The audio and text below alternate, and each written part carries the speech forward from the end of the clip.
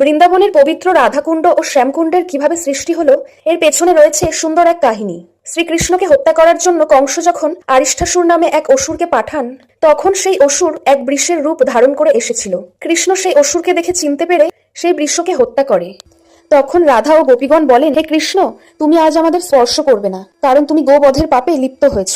এই কথা শুনে কৃষ্ণ বলল, সে বৃষ হলেও সে তো ছিল এক অসুর। এই কথা শুনে রাধা বলল, সে অসুর হলেও বৃষের রূপ ধারণ করেছিল। তোমাকে এখন ব্রহ্মাণ্ডের সমস্ত তীর্থে স্নান করে শুদ্ধ হতে হবে।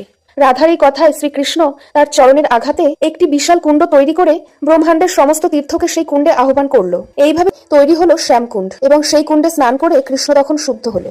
তাই দেখে শ্রী রাধারও ইচ্ছে হলো যে সে একটি কুণ্ড তৈরি করবে। শ্যামকুণ্ডের পাশেই রাধাও একটি কুণ্ড তৈরি করলো, যেটি রাধাকুণ্ড নামে পরিচিত। এই কারণে বৃন্দাবনের রাধাকুণ্ড ও শ্যামকুণ্ডের স্নানের মাহাত্ম্য হলো ব্রহ্মাণ্ডের সকল তীর্থে স্নান করার সমান। রাধা মাধবের ভক্ত হলে চ্যানেলটি সাবস্ক্রাইব করবেন।